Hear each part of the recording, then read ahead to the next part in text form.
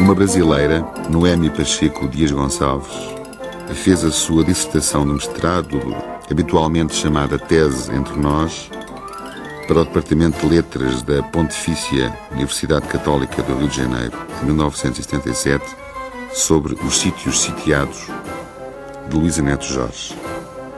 E escreveu assim: Luísa Neto Jorge é uma poetisa difícil, se entendermos por dificuldade uma leitura que não se apresenta transparente, mas sequer um rigoroso processo de decifração.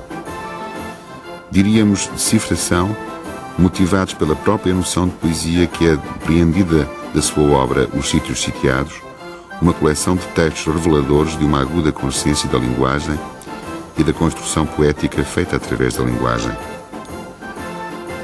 Há um rigor que acompanha o desenvolvimento das composições, promovendo-as a verdadeiras obras arquitetónicas, cujos apeteiros de trabalho, as suas imagens, são o próprio trabalho do texto e retiram a sua pertinência na passagem de um verso a outro.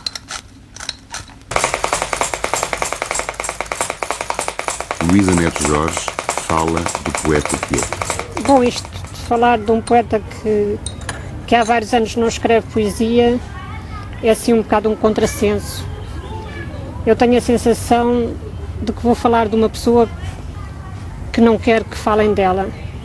Uma pessoa que negou a si própria e aos outros a sua escrita, ou seja, a sua identidade.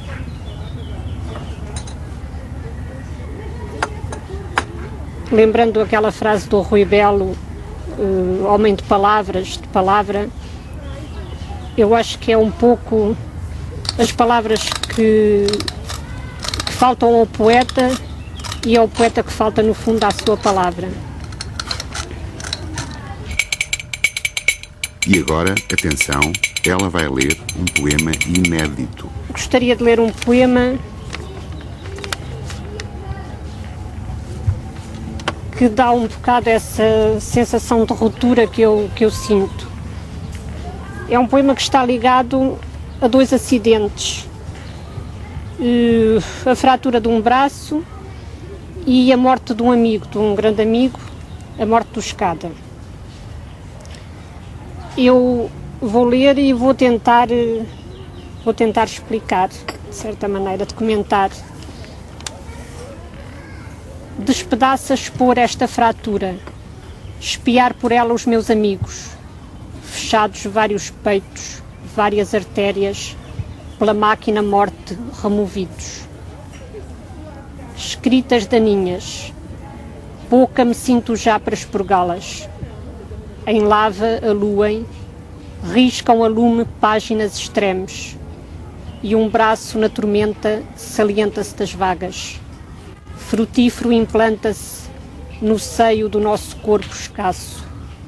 Membro em viço, irmão braço, vem por dentro semear-nos. Portanto, começa pela exposição dessa fratura exposta, e pela morte, pelo mundo que se fecha. Portanto, fechados vários peitos, várias artérias, pela máquina morte, removidos. E daí passa-se logo a uma escrita, escritas daninhas, escritas interiores. Fala-se de lava, de aluição, há como que uma erupção interna, um desmoronamento ao mesmo tempo. E depois surge o braço. E um braço na tormenta salienta-se das vagas. Eu tenho a impressão que esta ideia me foi sugerida por aquela ideia que nos vem da escola, o Camões, não é? O braço do poeta com a obra. Portanto, aqui o braço é já o poema, é a obra, é o poema. E será esse braço que vai frutificar, que se vai implantar no corpo escasso, quer dizer, na aridez, no silêncio, e que vai ser ele. Portanto, no fundo há um apelo, membro em viço, irmão braço, vem por dentro semear-nos. Portanto, ele vai ser a semente, é a seiva que pode dar origem a mais coisas. Algumas dessas coisas poderão ser inconfessáveis, mas por agora, Luísa Neto Jorge vai beber café, pôr os óculos e falar um pouco de si.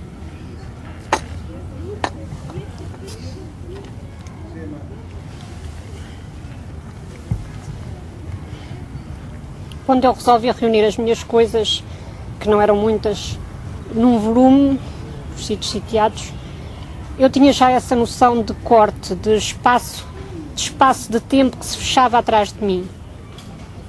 Acabava de deixar Paris, onde vivi cerca de uns 10, 11 anos, e voltava para Portugal.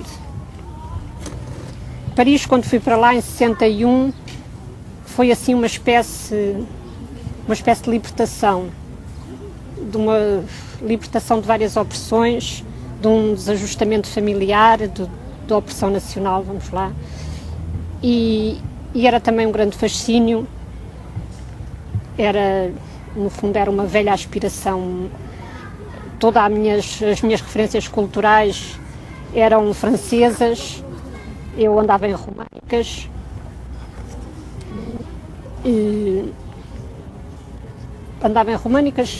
acabei por não acabar o curso, casei-me, fui dar aulas para a província, divorciei-me, acabei de dar aulas e fui-me embora para Paris.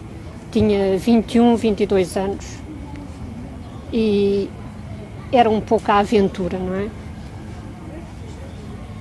A vida em Paris, vista agora, já com uns anos de distância, eu não sei se isto não será assim um pouco uma nostalgia, já acho que foi um tempo exaltante. Apesar da penúria constante, a penúria económica, acho que foi um tempo exaltante. Também foi em Paris, distante, que eu aprendi a conhecer Portugal. Eu acho que quando fui para lá tinha uma grande raiva, uma grande agressividade contra tudo isto, contra tudo aquilo. E foi lá pela distância, pela distanciação, vamos lá, não é? Pela diferença, pela ausência, que eu realmente comecei a conhecer Portugal e a gostar. E acho também porque me sentia liberta e acho que é a única maneira de se gostar das coisas, de se amar as coisas, é sentirmos nós próprios libertos e disponíveis. Havia também, por lá, havia toda aquela gente por lá andava, os portugueses, claro, eram os pintores, os cineastas, eram os primeiros bolseiros da Gulbenkian, e depois todas aquelas levas de exilados políticos. E, portanto, o convívio com essa gente também foi muito bom. A minha colaboração com os pintores foi o Pomar, o primeiro a sugerir-me a ideia de fazer um livro comigo. Eu fazia o poema e ele ilustrava, ele fazia os desenhos. Nessa altura não tinha o poema, acabou por não, depois quando tinha ele já não podia, enfim, acabei por fazer o livro com o Jorge Martins. O Jorge criou uma estrutura à volta do ciclópico ato.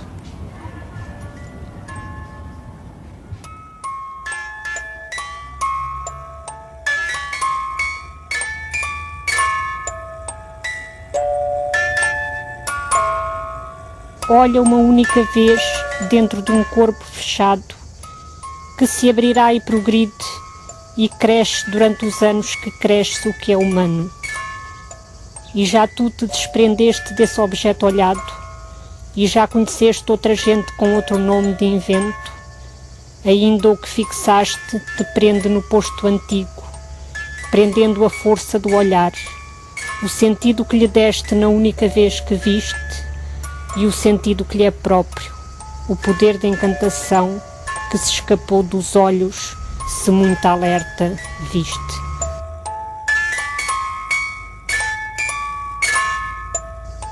O poema ensina a cair sobre os vários solos, desde perder o chão repentino sob os pés, como se perde os sentidos numa queda de amor, ao encontro do cabo onde a terra abate e a fecunda ausência excede, até à queda vinda da lenta volúpia de cair, quando a face atinge o solo numa curva delgada, subtil, uma vénia a ninguém de especial, ou especialmente a nós, uma homenagem póstuma.